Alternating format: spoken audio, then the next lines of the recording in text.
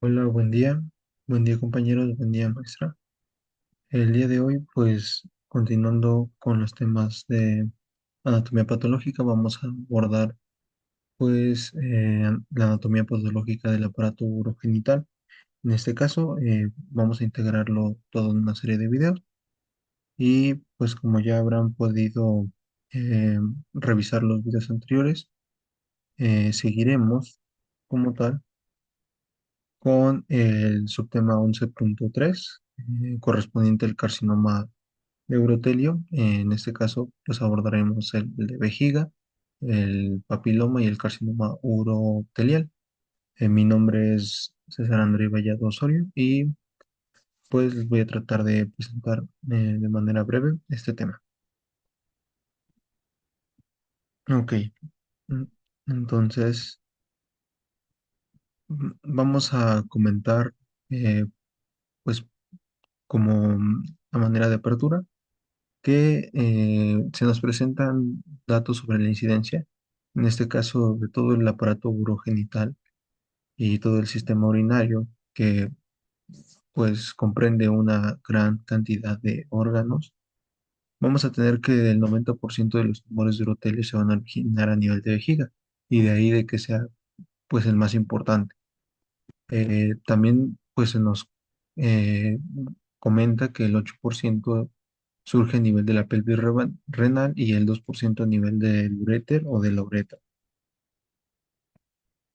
Siguiendo con esto, otros datos importantes que es necesario saber es que es el segundo cáncer más común en vías urinarias y más o menos hay aproximadamente 7% de nuevos casos de cáncer en hombres y 2% en mujeres, o es lo que representa este carcinoma de urotelio. En el mundo se estima alrededor de 570.000 casos nuevos y más de 210.000 muertes debido al cáncer de vejiga en 2020. Y pues otro dato importante es que conforme aumenta la edad, pues también aumenta la incidencia de este carcinoma de urotelio. También se ha revelado que es el 10.º cáncer más común en el mundo y que la edad media más o menos al momento del diagnóstico es a los 69 años en hombres y a los 71 años en mujeres.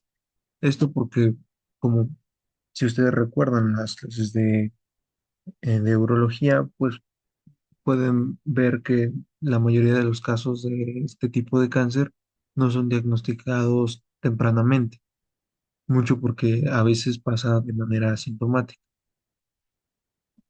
Eh, También es otro cáncer que llega a experimentar recurrencia y pues también se estima que en personas blancas tienen el doble de riesgo que las personas hispanas o afroamericanas. Ahora, abordando los factores de riesgo, el principal factor de riesgo y el más estudiado y demostrado estadísticamente es el tabaquismo. Aquí pues les presento este estudio sobre la dieta y salud de los Institutos Nacionales de Salud de Estados Unidos, que tiene una muestra de más de 465.000 personas y se evalúa a lo largo del periodo de 1995 al 2006. Pues mostró los siguientes resultados, ¿no? De que hay alrededor de 3.89, eh, pues de 3.89 mayor riesgo en hombres y de 4.65 veces más riesgo en mujeres. Esto destacando, destacando si el tabaquismo está presente o no está presente. Además, otras sustancias químicas también se han demostrado o se han asociado a este tipo de cáncer de urotelio, entre ellas las aminas aromáticas y los hidrocarburos, esto para las personas que se dedican a labores de esta industria, así como a las tintas, el hule, el petróleo, la industria de la piel y las imprentas. Otro factor de riesgo pueden ser los traumatismos físicos, la instrumentación y los cálculos, que pues aumentan básicamente el riesgo de padecer este cáncer. Eh, También podríamos tener la cistitis crónica, esto por el proceso inflamatorio, que al ser recurrente, pues obviamente causa una alteración en los ciclos celulares. La infección por el virus del papiloma humano también se ha demostrado que tiene mayor riesgo o aporta un mayor riesgo para padecer este tipo de cáncer, así como algunos pacientes que fueron tratados con ciclofosfamida. Este fármaco pues se demostró que puede aumentar 9 veces más el riesgo de padecer este tipo de cáncer. Algunos asociados a o derivados de el opio también llegan a ser factores de riesgo. Igual en las industrias donde se llega a contaminar el arsénico en el agua que beben ciertos grupos o regiones que están a lo mejor un poco aisladas, también ha demostrado que pues es un factor de riesgo y posible causante de cáncer de vejiga en pues cierta población.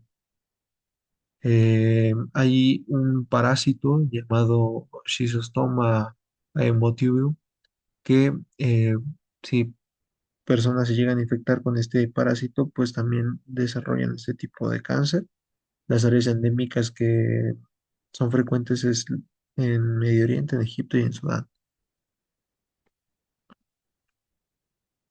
Ahora, pasando a otro apartado, básicamente tenemos que el cáncer de vejiga, el 95% de todos los cánceres de vejigas, que como les dije eran más frecuentes, van a ser de tipo carcinoma urotelial, también es llamado carcinoma de células transicionales, y el 5% restante van a ser carcinomas no uroteliales, ¿no? Aquí englobamos al adenocarcinoma, al carcinoma epidermoide, a los tumores neuroendocrinos y una gran variedad de subtipos de carcinomas, pero que no son tan frecuentes.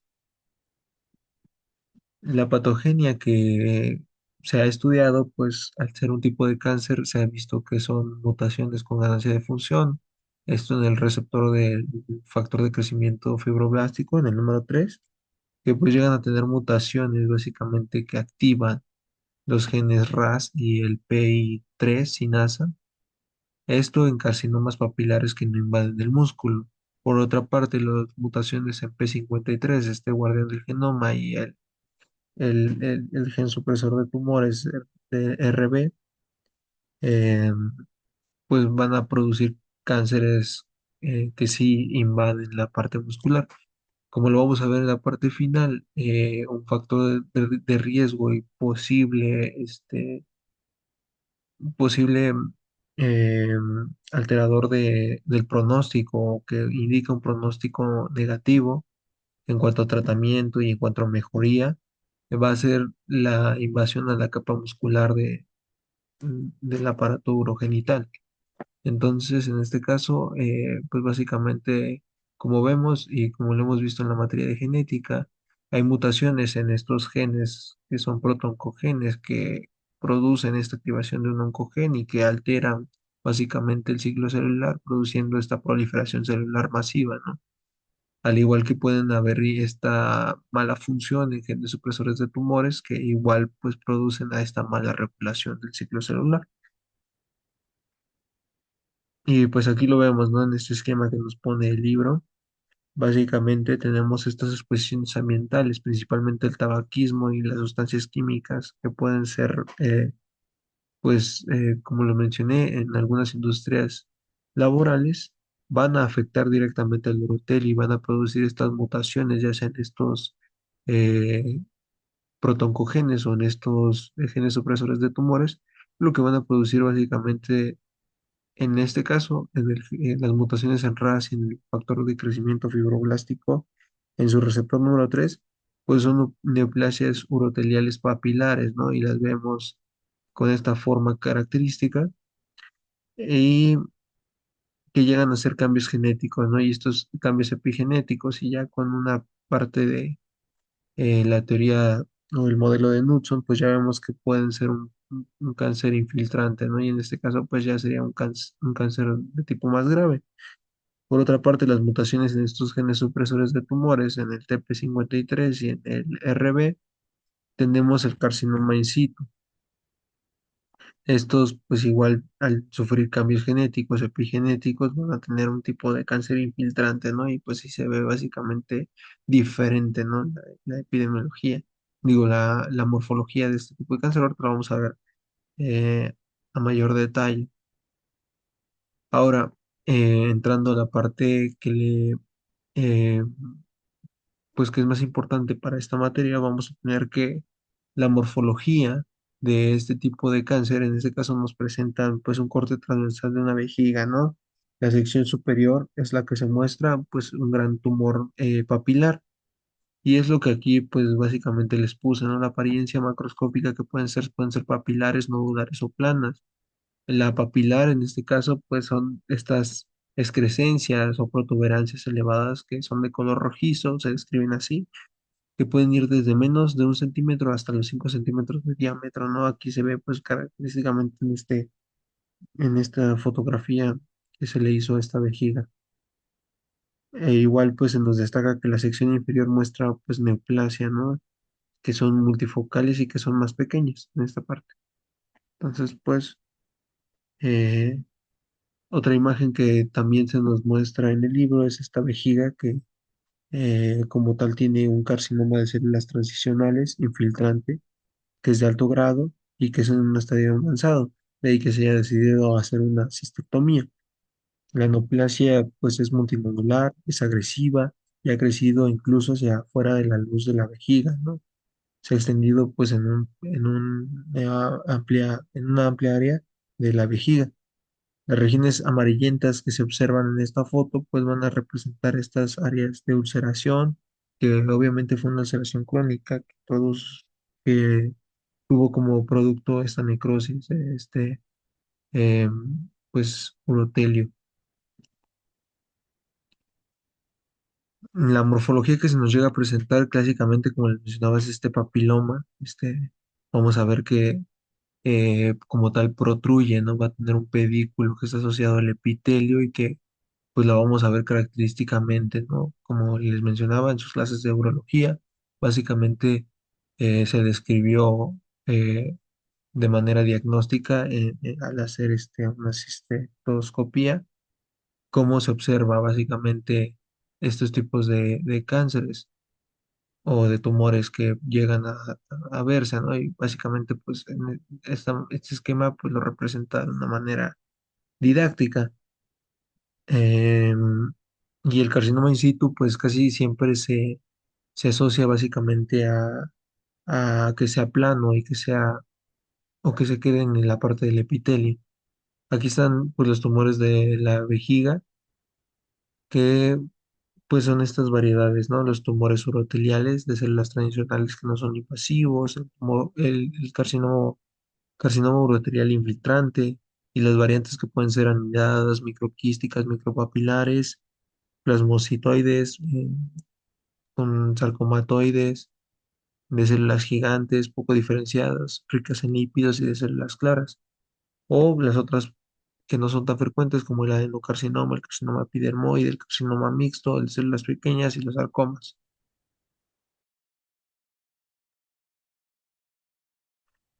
Ok, sobre los papilomas, entrando a este tipo de tumores de la vejiga, pues vamos a tener que van a representar el 1% de los tumores de vejiga, que van a surgir básicamente individuales y van a ser descritos como pequeñas estructuras unidas a la mucosa por un tallo o pedículo, y estos pues reciben el nombre de papilomas exofíticos.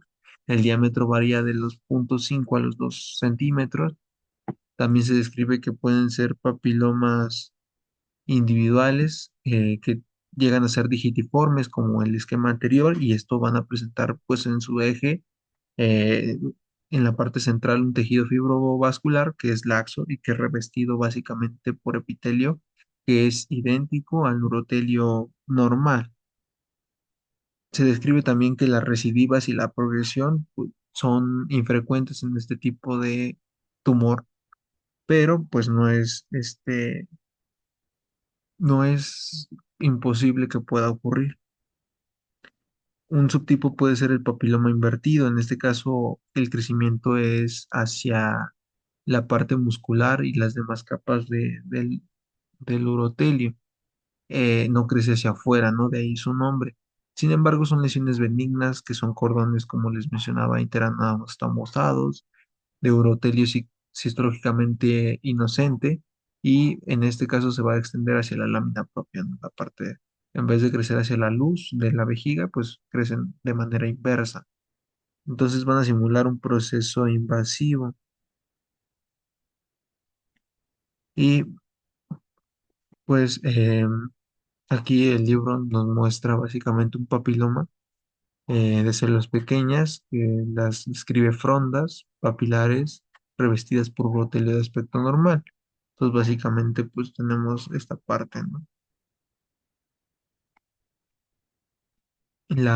Otro tipo de tumores o de carcinoma de vejiga van a ser las neoplasias uroteliales papilares de bajo potencial maligno, y estas son sus siglas con las que se abrevia. Van a tener características histológicas similares a las que les describí hace un momento, a las de los papilomas. Sin embargo, se van a diferenciar en que tienen un urotelio más grueso y con mayor densidad de células. También, pues, al igual que el tipo de tumor pasado, es raro o es poco común que vayan a progresar a un tumor de mayor grado. Y en este caso aquí, pues, les muestro esta fotomicrografía que se nos muestra en el libro. Es esta neoplasia urotelial papilar benigna con bajo potencial, que muestra pues un urotelio más grueso con mayor densidad de células. Entonces pues ahí se alcanza a ver básicamente ese urotelio que llega a ser de mayor grosor. Otro tipo es el carcinoma urotelial papilar de bajo grado. En este caso, este carcinoma pues va a tener esta apariencia o esta estructura que va a ser un poco ordenada y con una tipia citológica de grado bajo. Las células son separadas uniformemente. Esto quiere decir que mantienen la polaridad, o pues la estructura normal, vaya, y están cohesionadas. Esto es importante porque quiere decir que este tipo de carcinoma eh, pues va a ser difícil, ¿no? Que se estén como tal perdiendo células a través de la orina, ¿no? En este caso lo vamos a ver más adelante. Hay un tipo de carcinoma que sí es frecuente, es el carcinoma in situ, adelantando. Pero en este caso, ya regresando al carcinoma urotelial papilar de bajo grado, también presenta núcleos hipercromáticos que son dispersos, que tienen las figuras mitóticas poco frecuentes y que son predominantemente hacia la base, así como una ligera variación en el tamaño y la forma del núcleo. También estos carcinomas sí tienen la característica de que son recidivantes, es decir, que reaparecen y que además, pues, como ventaja, pues, tienen poca frecuencia de que puedan invadir, ¿no?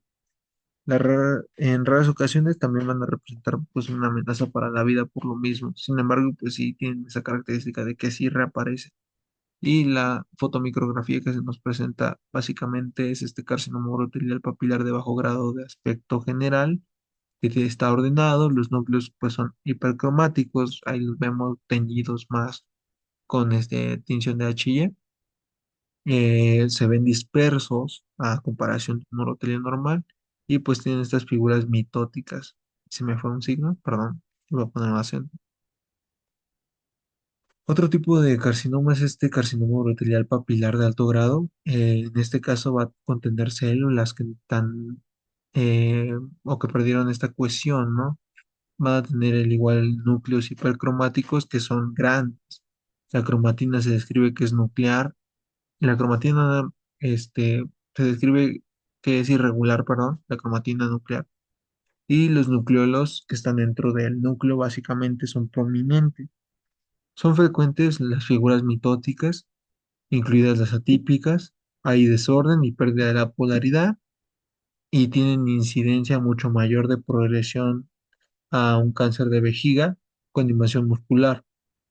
Tienen el potencial a producir metástasis a los ganglios linfáticos regionales y una diseminación sistémica. Entonces, este carcinoma urotelial papilar de alto grado, pues va a ser más dañino, más peligroso, más mortal. Y lo vemos en en esta fotomicrografía, ¿no? Vemos esta expansión, esta pérdida de la polaridad de las células, los núcleos aún más teñidos y más grandes. Entonces, pues como se describe en el libro, tienen esta tipia citológica que es básicamente visible.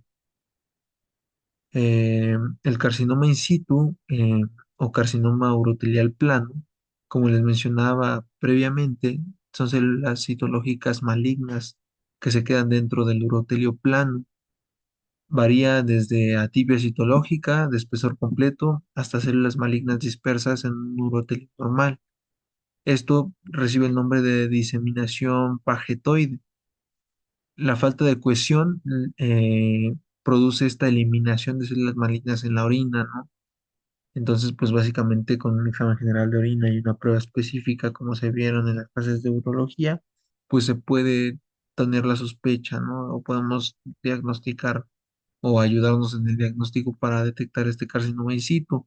A la citoscopía vamos a tener un área de enrojecimiento, de granularidad o engrosamiento de la mucosa que no va a presentar masas intraluminales, ¿no? Como los tumores o carcinomas em, papilares, ¿no? Que sí presentan básicamente este pedúnculo o este,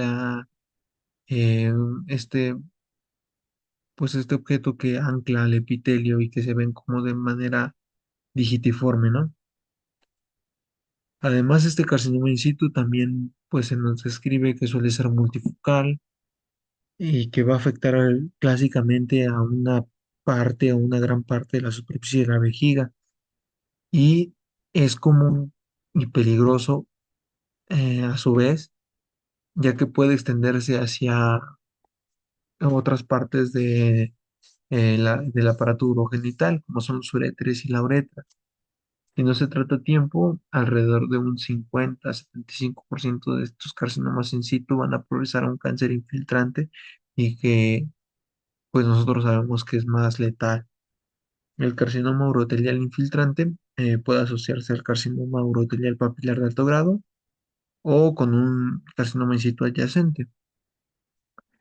Y pues en esta fotomicrografía nos destacan aquí dos imágenes. La primera, que es esta que les muestro, donde es una urotelia normal, que tiene núcleos uniformes y que la capa de células en paraguas se ve bien, ¿no? Estas células que son clásicas de este urotelio. Y por otra parte, este carcinoma in situ, ¿no? Se destaca básicamente este contraste, ¿no? Se muestra este epitelio desorganizado y contiene numerosas células, incluso se ve más engrosado. Los núcleos pues son pleomorfos y muy agrandados. El cuadro clínico a manera pues de datos pivote, vamos a tener que algunos pacientes presentan esta hematuria macroscópica que desgraciadamente no se da en estadios hasta tempranos, sino hasta estadios avanzados. Esto en el alrededor del 85% de los pacientes. También llegan a tener síntomas de irritabilidad vesical, en los que podemos englobar la poliacuria, el tenesmo vesical, la nicturia y la disuria, que son pues síntomas algo inespecíficos, ¿no? Los síntomas obstructivos, que pueden ser la disminución del calibre del chorro, el chorro intermitente, y síntomas constitutivos como la anorexia, la fatiga y la pérdida de peso. Estos pues son síntomas, como les mencionaba, un poco inespecíficos. Y pues el característico sería esta hematuria macroscópica o microscópica, que es básicamente asintomática en el 85% de los pacientes. Por último, me gustaría pues tratar de mencionarles que existe esta clasificación, ¿no? La que nosotros pues igual ya hemos visto en diferentes clases, que es esta básicamente es la clasificación del TNM. Y pues aquí, en el caso de la clasificación para el carcinoma de vejiga, se nos hace eh, eh, mm, pues esta lista, ¿no? Que viene en el libro. Como tal vemos desde el T0, que es sin evidencia de tumor primario, el TA, que pues demostraría un carcinoma papilar no invasivo, el TIS que demuestra un carcinoma in situ, y de aquí los grados, ¿no? T1 y T2, que básicamente te hablan de un tumor que infiltra la lámina propia, o ya como tal uno que infiltra la muscular de la propia. De aquí hay subclasificaciones, el T2A y el T2B, que básicamente va a ser si tiene la mitad interna o la mitad externa de invasión, en esto en la capa muscular propia, tanto superficial o profunda. Como tal, el T3 va a ser un tumor infiltrante de tejidos blandos prevesicales. El T3A destaca que es un tumor que infiltra microscópicamente los tejidos blandos perivesicales. El T3B infiltra macroscópicamente los tejidos blandos perivesicales. El T4 ya es un tumor extravesical que infiltra directamente cualquiera de los siguientes, ya sea el estoma prostático, las vesículas seminales, el útero, la vagina, la pared pélvica o la pared abdominal, ¿no? Que son esas estructuras adyacentes a la vejiga. Y a su vez, pues se subdivide en 4A y 4B. Ya sea así, infiltra básicamente las vesículas seminales, el útero, la vagina, así como el estroma prostático directamente, o se infiltra la pared pélvica e incluso la pared abdominal, que ya es más grave. A su vez, los ganglios linfáticos, pues tienen esta clasificación de la N, ¿no? Donde pues vemos si hay metástasis de estos ganglios regionales que están adyacentes a la región de la vejiga, y la metástasis ya como tal que es a distancia, ¿no? En M1, o la metástasis que ya es eh, M1A, en el caso de que sea una metástasis a distancia, que son limitadas a ganglios linfáticos más allá de las arterias ilíacas comunes, y ya la 1B, en el caso de que sea esta metástasis, básicamente que es a distancia y no ganglionares. Entonces, esta clasificación pues nos es de mucha ayuda, ¿no? Al momento de que el grado de diseminación o el estadio que nos va a demostrar, pues se basa en la profundidad o la invasión a la pared de la vejiga, como pudieron ver. Esto al momento del diagnóstico inicial es muy importante que se catalogue así. Y pues es el factor pronóstico más importante, como les mencionaba al principio. El estadio que se demuestre o que se brinde con esa clasificación va a determinar también el tipo de modalidad de tratamiento, ¿no? Como sabemos, hay diferentes tipos de procedimientos quirúrgicos que se destacan en la parte de urología, y también saber si como tal necesita un tratamiento adyuvante, un adyuvante con radioterapia o quimioterapia, tratamientos quimioterápicos que van a ayudar al tratamiento o que van a ser auxiliares, ¿no? Y pues clásicamente la invasión a la capa muscular propia es básicamente una indicación de cistectomía radical y es un factor de mal pronóstico. Em, Como tal, pues eso sería todo en cuanto en cuanto a este subtema. Los invito a que chequen las grabaciones de mis compañeros y pues terminen de consultar esta parte del tema del carcinoma de Uroteli. Eso sería todo. Cualquier duda, pues quedo atento. Muchas gracias.